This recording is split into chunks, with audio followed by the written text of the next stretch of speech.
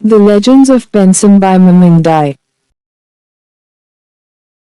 Dai narrates with such ease and perfection that each story comes alive like magic. The short stories are connected in a way which makes these short stories more like a novel. True to the sense of being a tribal, Mamang Dai exudes essences of tribal life in the tribal world through her writing. The forest spirits, the stories of old, the Midians, Britishes invading tribal areas, a romance that blossomed between a tribal girl and a British officer, the boy who is believed to fall from the sky, of strange creatures that roamed the ancestral land, of life that's savage and traditional at the same time. Mamang Dai writes it all. The Legends of Pensam is an ode to the memory of a long-gone past, and of people who existed only through stories. All stories are like rivers. Each has an origin and an end and a lot of tributaries. The same way each story is about a person, which is told by another person, and to them, told by their ancestors. Like this, almost all stories are interconnected. Life is a series of moments and events which it turned into memories. Now those memories have become stories. Some stories have become legends. The stories are autobiographical, born out of the author's life and experiences. These are stories of beliefs, customs, unrequited loves, ill-timed deaths, the exuberance of people, strength and determination of life, wars, hunters lost in forests, spirits roaming around living, weird events, tasty foods, reverence of our ancestors, love for our successors, a song and dance of living, and a death of tradition, a change of time in an uncertain future. The book is set in the territory of Addis in the mountains of Arunachal Pradesh, India. It is set in Pensam, which is known as an in-between place. The book is an intricate web of stories, images and the history of the tribe. As mentioned in the book.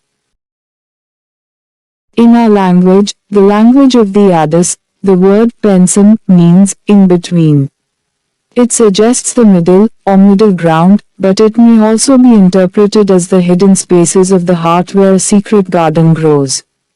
It is the small world where anything can happen and everything can be lived, where the narrow boat that we call life sails along somehow in calm or stormy weather, where the life of a man can be measured in the span of a song. Besides, it's a land of mountains, rivers, old legends, spirits, and resilience. The narrator takes us through this region and its stories. Born and brought up here, the narrator knows many people in their past and present stories, some true, some legends. There is a story about Hoxo who was believed to have fallen from the sky. One day his father brings him home and tells his wife in the villages that the sky has gifted him this boy. In this land of spirits and mountains where anything can happen and everything can be lived, nobody questions this.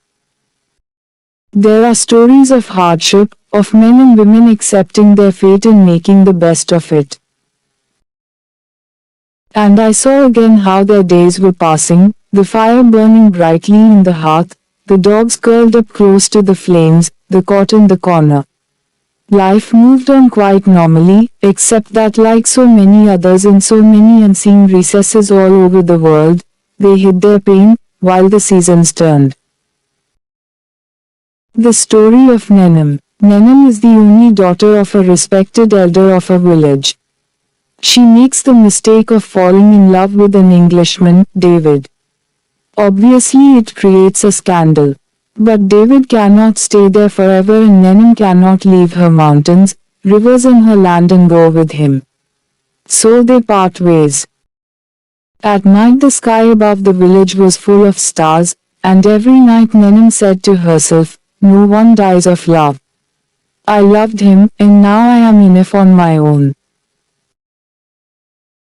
After some years Nenam resigns to her fate and gets married to Cow. She has one girl with him. Although she is a good wife to him, she is always distant and detached. As time passes, she is finally content with what she has. A home, a husband and a daughter. After some years though, when their village is flooded, they have to move to another place. That's when she cannot take the pain and goes to the river one day only to be found dead. Few lines about the Legends of Pensam. We are not here without a purpose, the shaman explained. Our purpose is to fulfill our destiny. All life is light and shadow. Like any other place on earth, the territory of the Addis in the mountains of Arunachal Pradesh is Pensam, the in-between place. Anything can happen here, and everything can be lived, and the narrow boat that we call life sails along somehow in calm or stormy weather. A mysterious boy who fell from the sky is accepted as the son of the village and grows up to become a respected elder. A young woman wounded in love is healed by a marriage of which she expected little. A mother battles fate and the law for a son she has not seen since she lost him as an infant. A remote hamlet gets a road, but the new world that comes with it threatens upheaval. And as villages become small towns and towns approximate cities, the brave and patient few guard the old ways, negotiating change with memory and remembrance.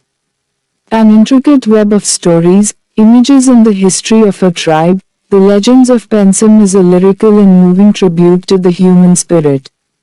With a poet's sense for incident and language, Mamang Dai paints a memorable portrait of a land that is at once particular and universal. Quotes from the text. They understood that it was a nebulous zone that divided the worlds of spirits and men. In fact, at one time men and spirits had been brothers. They knew that what was real could well be an illusion, and that reality might only be the context that people gave to a moment. From the Legends of Pensam. It is better to call the spirits. It is necessary to let the Miri speak to them so that the territory of men is safe from their jealous rage. From the Legends of Pensam.